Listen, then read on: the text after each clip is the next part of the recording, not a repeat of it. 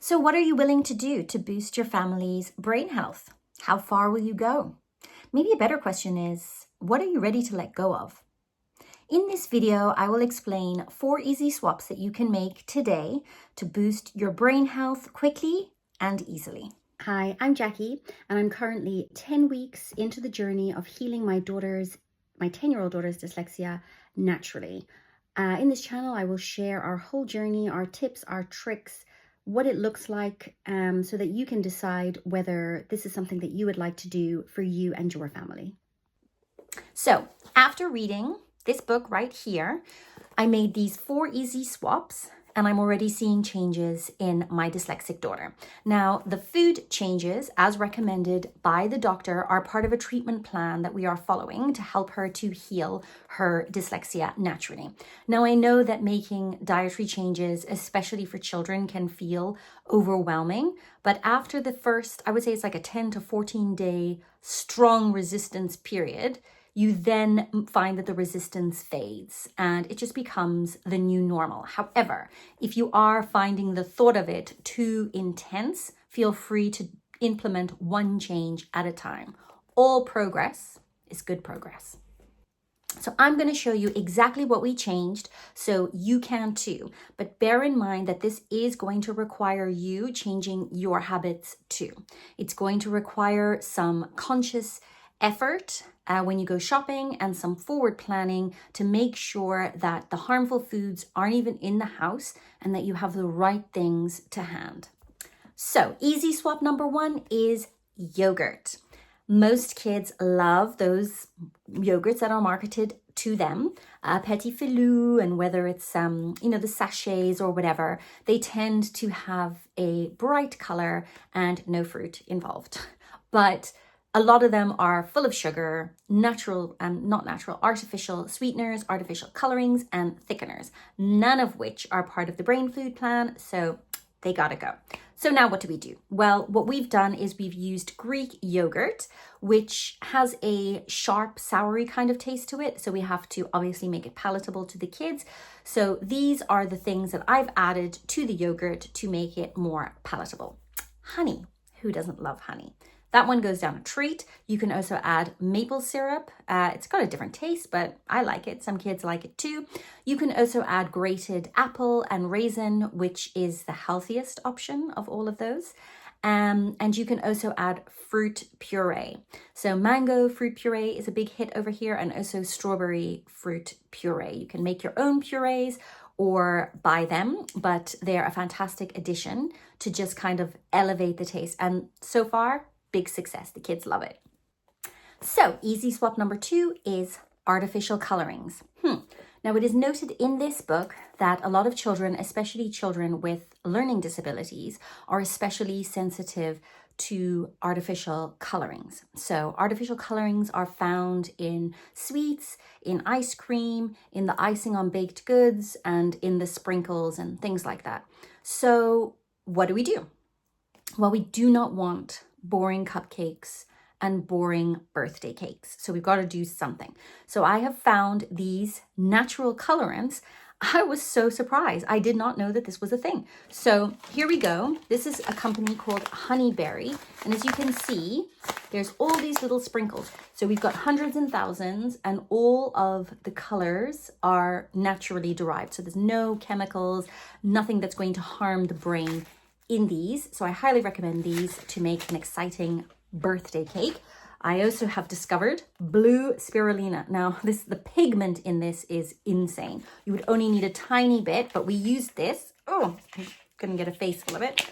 We used this in a birthday cake for the icing. Oh, can you see? That is an intense blue. And I think it might actually be healthy. So extra points for the blue spirulina.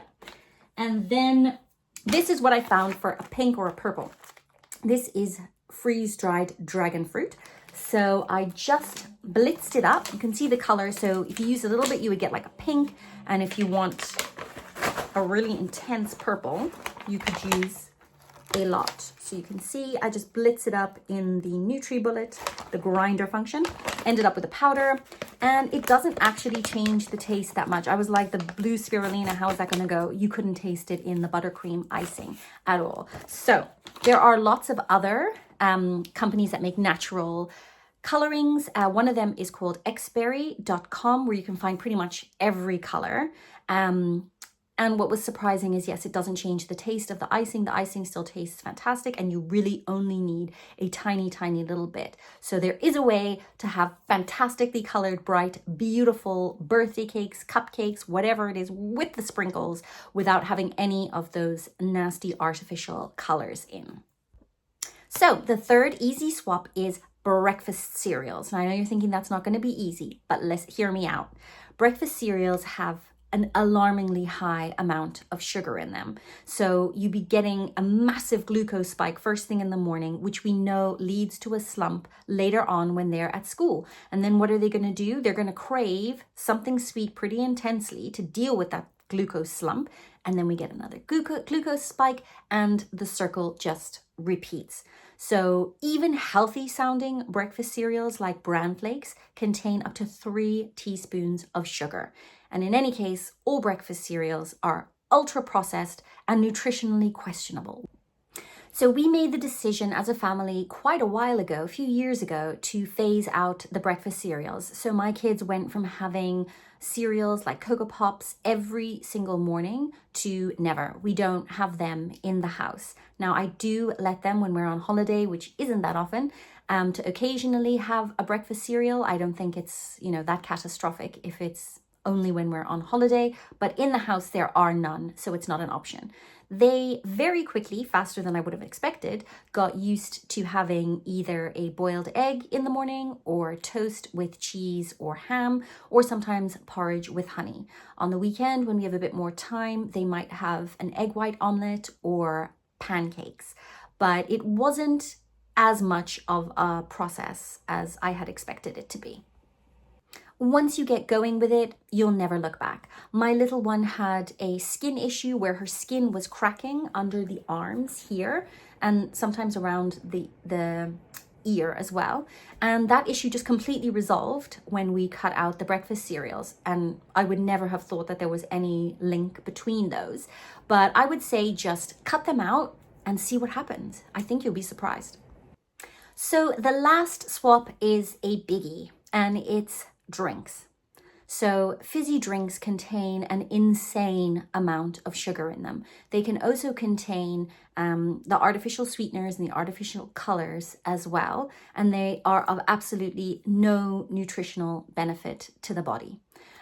So Dr. Pauc recommends swapping fizzy drinks for fruit juice initially. He recommends a 50-50 split of water to fruit juice, but if your child is used to fizzy drinks, maybe start with, full fruit juice, slowly water it down until it's about 50-50, and then try to make the transition to just water.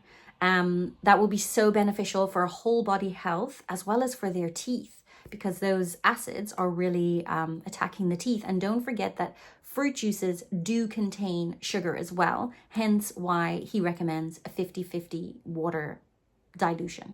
Now, this can be a huge transition if your child is used to having something like a sweet drink with their food. So how do you get a reluctant child to drink more water? Well, number one, you can buy them a novelty water bottle of their choosing.